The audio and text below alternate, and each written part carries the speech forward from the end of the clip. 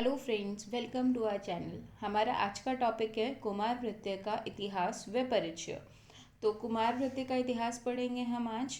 तो कुमार वृत्य का इतिहास में हम आज बताएंगे कि कुमार वृत्य की किस किस संहिता में कौन सी पोजीशन है, वो सब के बारे में हम इस टॉपिक में पढ़ेंगे। तो आयुर्वेद जो ग्रंथ है, आयुर्वेद को 8 अंगों में डिवाइड किया गया है।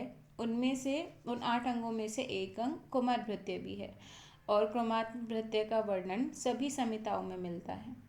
कुमार भृत्य की जो तुलना है वो अग्नि देवता से की गई है। क्यों की गई है ये हम आपको बाद में बताएंगे, ये चीज़ हम आगे पढ़ेंगे।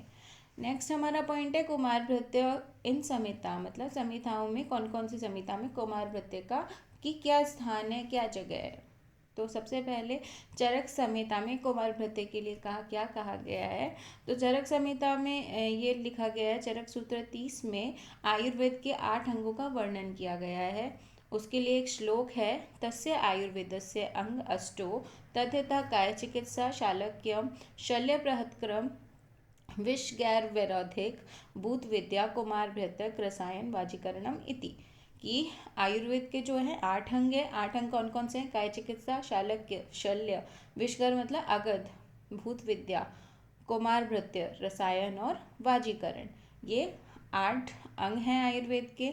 इन 8 अंगों में से कुमार भृत्य को 6वें स्थान पर रखा है चरक ने। नेक्स्ट है सुश्रुत संहिता। तो सुश्रुत ने 8 अंगों का वर्णन किया है और कुमार भृत्य को 5वें स्थान पर रखा है। ये याद रखिएगा, पीजी में जनरली पूछ लेते हैं। तो कि चरक संहिता में कुमार भृत्य को 6वें स्थान पर रखा गया है और सुश्रुत स्थान में सुश्रुत संहिता में कुमार भृत्य को 5वें स्थान पर रखा गया है। एक चीज़ इसमें ये भी ध्यान रखने वाली है कि चरक संहिता में जो 8 अंग हैं उनका सिर्फ उनके बारे में बताया गया है कि आयुर्वेद को 8 अंगों में बांटा गया है, पर उन 8 अंगों का वर्णन सुश्रुत ने किया है। तो हम सुश्रुत के अनुसार कुमार भृत्य की परिभाषा देखेंगे। तो सुश्रुत ने लिखा है, कुमार भृत्यम नाम कुमार भरण धात्री शीर दोष संशोधनार्थम दुष्ट स्तन्य ग्रह समुत्थानच व्याधि नाम उपशमनार्थम। ये सुश्रुत सूत्र एक चैप्टर में लिखा गया है। इसका अर्थ है, जिस तंत्र में कुमार का भरण पोषण धात्री के शीर दोषों का संशोधन कर दूषित स्तन्य से उत्पन्न व्याधियां, ग्रहों से उत्पन्न व्याधियां एवं अन्य व्याधियों के संशमन का विवेचन हो, उसे कुमार भृत्य कहते हैं।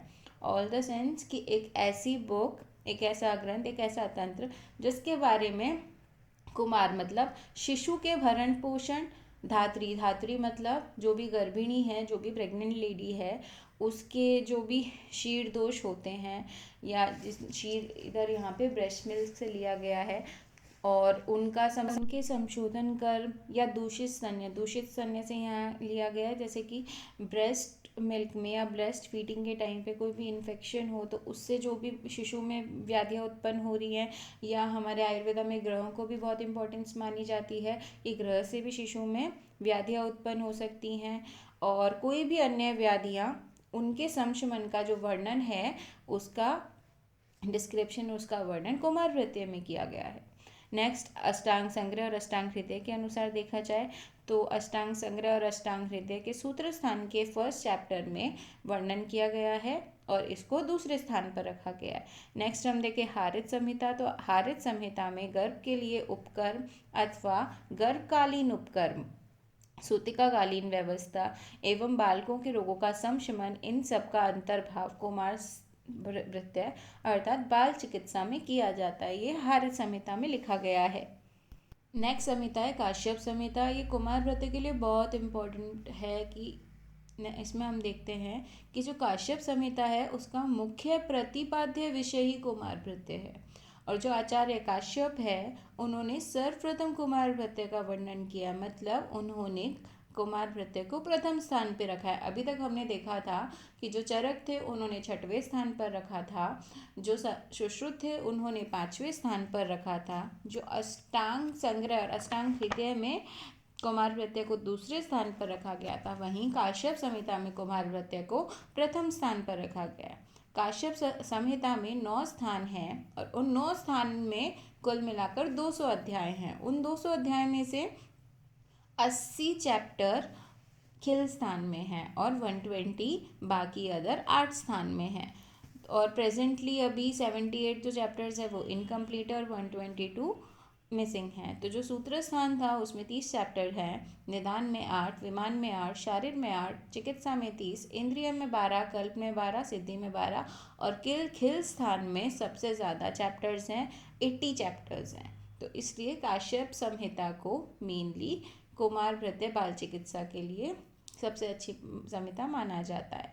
इसके मूल उपदेष्टा हैं मरीचि काश्यप, इसके ग्रंथकर्ता हैं व्रतजीवक, प्रतिसंस्कृता है अनायस यक्ष और प्रतिसंस्कृता सपूरित वात्स्य, संस्करण इसका किया नेपाल पुस्तकालय ने और पुनः संस्करण इसका पंडित हेमराज शर्मा ने किया है।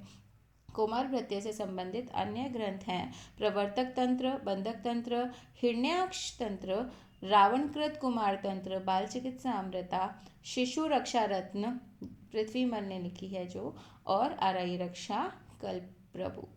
तो ये सब अगर क्वेश्चन आए बड़ा कि जो कुमार भृत्य है उसका संहिताओं में क्या इतिहास है, किस संहिता में क्या लिखा गया, तो आप ये सब कुछ लिख सकते हैं। ये अच्छा खासा कंटेंट है आपके लिए। नेक्स्ट हम देखें तो कुमार भृत्य की निरुक्ति क्या है। तो कुमार भृत्य की निरुक्ति चक्रपाणी जी ने बताई है। तो उन्होंने लिखा है कुमारस्य भरणम अधिकृत्य कृतम कुमार भृत्यम, कि कुमारों के भरण पोषण के लिए जो तंत्र है उसे कुमार भृत्य कहते हैं। कुमार भृत्य का महत्व, तो कुमार भृत्य के महत्व के लिए लिखा गया है कुमार भृत्यमष्टानाम तंत्राणाम उद्यम उच्यते, आयुर्वेदस्य महतो देवाग्निभिः हवय अनेन ही संवर्धितम इत्रे चिकित्सन्ति। ये काश्यप विमान 1 में लिखा गया है। इसका अर्थात है जिस प्रकार सभी देवताओं में अग्नि देवता को श्रेष्ठ माना गया है, उसी प्रकार इस महान आयुर्वेद के 8 तंत्रों में कुमार भृत्य को श्रेष्ठ माना गया है। कुमार भृत्य के द्वारा ही वृद्धि को प्राप्त हुए अन्य लोग चिकित्सा करते हैं। मतलब सारे देवताओं में अग्नि देवता को जैसे श्रेष्ठ मानते हैं, वैसे ही आयुर्वेद के 8 तंत्रों में कुमार भृत्य को श्रेष्ठ मानते हैं। अब हम कुमार भृत्य को मॉडर्न पॉइंट ऑफ व्यू से देख लेते हैं। तो कुमार भृत्य को मॉडर्न में पीडियाट्रिक्स कहते हैं। पीडिया का मीन्स होता है अ चाइल्ड, ईयरट्रिक का मीन्स होता है ट्रीटमेंट और एक्स का मीन्स होता है ब्रांच ऑफ साइंस। तो इसको टोटली मिलाकर हम कहें तो this is the branch of medicine that deals with the care of children and adolescents. और pediatrics it is the age cover of less than 18 years. मतलब जो पीडियाट्रिक्स है वो 18 ईयर्स से बिलो जो भी बच्चे होते हैं वो सब पीडियाट्रिक्स के अंडर उनकी केयर की जाती है। तो ये वो वाला एरिया कवर करते हैं। नेक्स्ट एरिया ऑफ इम्पोर्टेंस, तो एरिया ऑफ इम्पोर्टेंस में 4 पॉइंट्स हैं। तो वो उसमें सबसे पहले diagnosis and treatment disease of children, second is growth and development, third is nutrition and fourth is immunization. इसको हमने एक ट्रिक से DGNI करके भी हम एरिया ऑफ इम्पोर्टेंस की ये ट्रिक है, हम इसे ही याद कर सकते हैं। That D stands for diagnosis and treatment disease of children, G is for growth and development, N for nutrition and I for immunization। तो अब डिफरेंस क्या है पीडियाट्रिक्स में और जो भी हम बड़ों के लिए जो भी चिकित्सा की जाती है, जो भी ट्रीटमेंट किया जाता है, उसमें एक अडल्ट और एक बच्चे में क्या डिफरेंस है ट्रीटमेंट में। The principle of adult medicine can not be directly applied to children because children have कि जो अडल्ट के लिए जो मेडिसिन यूज़ में ली जाती है ना, वो एक बच्चे पर नहीं ले सकते हैं डायरेक्टली, उनके ऊपर अप्लाइड नहीं होती है। क्योंकि इसके रीजंस हैं A unique biology, B mainly disorders are unique to children, C metabolism difference and D child response to disease and medicine is different. ये 4 पॉइंट्स हैं जिनकी वजह से जो बच्चा है उसके ऊपर वो जो मेडिसिन है या वो जो ट्रीटमेंट है जो हम एक अडल्ट को दे रहे हैं वो डायरेक्टली एक बच्चे को नहीं दे सकते हैं। ये डिफरेंस है। नेक्स्ट है नियोनेटोलॉजी।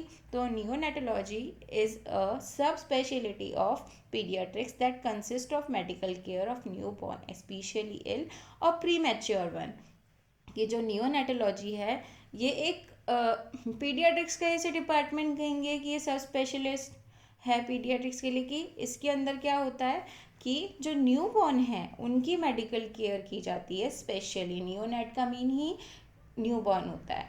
तो एक न्यू बॉर्न जब है तो उसकी मेडिकल केयर की जाए जब वो स्पेशली इल है या फिर वो प्री मेच्योर है, तो किस किस तरीके से उसकी ट्रीटमेंट किया जा सकता है, उसको कोई डिजीज़ है, वो सब कुछ नियोनेटोलॉजी में आता है। और इसकी मेनली प्रैक्टिशनिंग एनआईसीयू में होती है। NICU is neonate intensive care unit. Next एक कॉमन, अब हम एक कॉमन नॉमेनक्लेचर देख लेते हैं। तो नॉमेनक्लेचर में हम दो तरीके से डिवाइड कर सकते हैं कि प्रीटर्म बेबी का गेस्टेशनल एज जो होगा वो लेस देन 37 वीक होगा। एक फुल टर्म बेबी का गेस्टेशनल एज 37 to 42 वीक के इक्वलेंट होगा। और जो पोस्ट टर्म बेबी होगा उसका गेस्टेशनल पीरियड या तो 42 वीक्स के इक्वलेंट होगा या मोर देन 42 वीक्स होगा। और नेक्स्ट है बर्थ वेट के अकॉर्डिंग। तो जो बर्थ वेट है वो बच्चे का, जब बच्चे का बर्थ होता है उसके 1 आवर के अंदर अंदर ले लिया जाता है। तो नॉर्मल जो बर्थ वेट होता है वो 2.5 to 3 kg होता है। एक LBW means low birth weight. एक बच्चे के लिए जो बर्थ वेट होता है वो 2.5 kg से बिलो होता है। एक वेरी लो बर्थ वेट बच्चे के लिए 1.5 kg से बिलो होता है।